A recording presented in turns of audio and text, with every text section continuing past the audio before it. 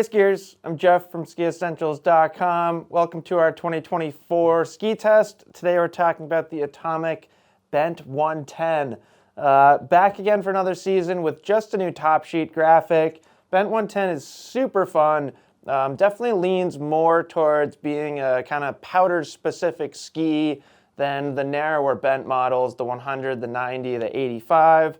In fact, really, if you kind of analyze the bent collection, the 110 and the 120 are very similar and really differentiate from those narrower models, which we'll look at all the reasons why. But super fun ski, very soft flex pattern, super surfy, tons of float, really playful and fun as a powder ski, and also has some kind of freestyle influence in its shaping, design, and performance.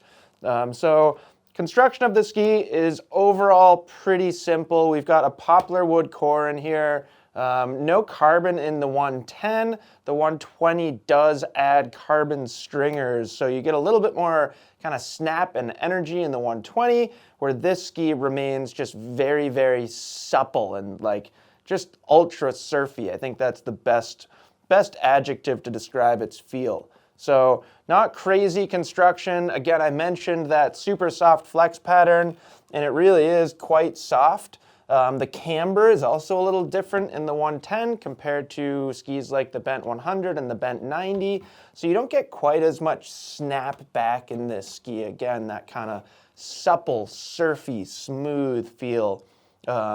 As is true with all Atomic Bent skis, and we also see it on other skis like Mavericks and Mavens and stuff like that, we get Horizon Tech. In the Bent collection, we get Horizon Tech in both the tips and the tails.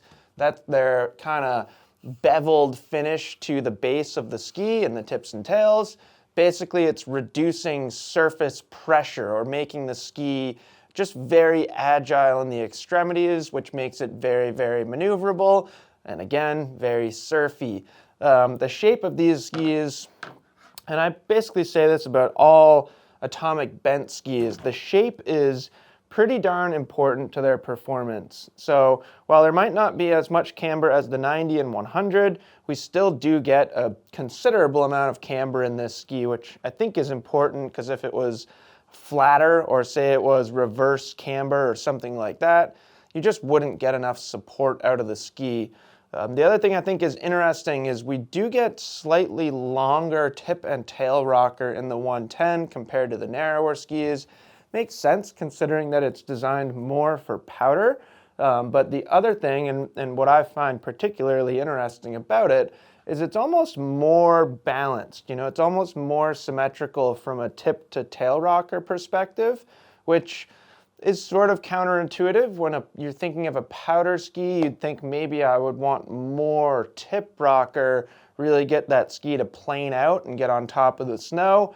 But if you recall, freestyle influence, freestyle inspiration to this ski, having that amount of tail rocker in a powder ski like this means you can land switch in powder, you can do like nose butter 360s and stuff like that. It's basically, you know, it's not a directional powder ski, it is a bi-directional powder ski. It is designed to be able to ski forward and backwards. So when we talk about performance in the Bent 110, again, that just surfy, smeary feel is really what it's all about. It is super easy to release the edge, get the ski to kind of slash and pivot. Really a true kind of modern freeride ski and how you can ski it.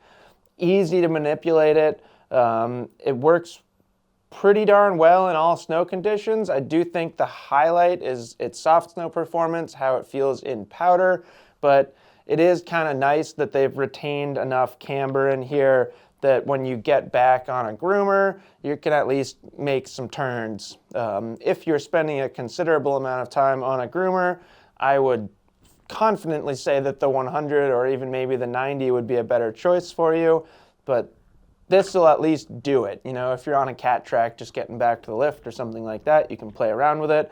I've even seen some guys take this thing into the park and it actually does just fine. 110 for me is getting a little wide for a park ski. I'd much rather be on the 100, but it can work.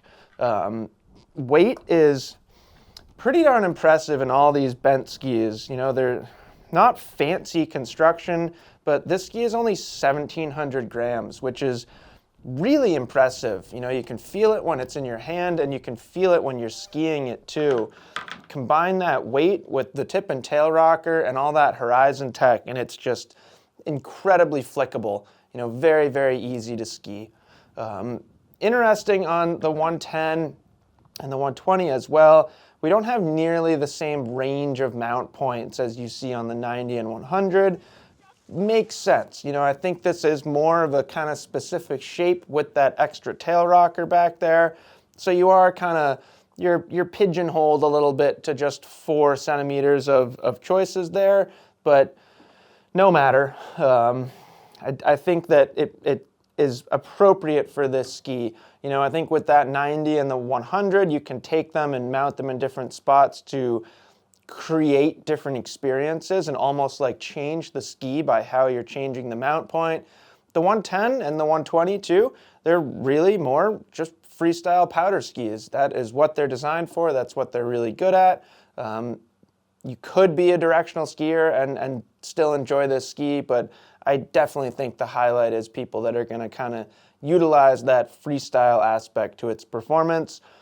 I would say if you are a directional skier and you're choosing this ski, my recommendation would be to go a little bit further back to that -2 line. So that's it. That's the Bent 110 from Atomic. Super fun to ski. I always have a blast every time I get on this thing. It's just super playful, really easy to like ollie and manual and do little nose butters and stuff like that. So super fun to ski. Let us know if you have any questions, and we'll see you out there on the slopes.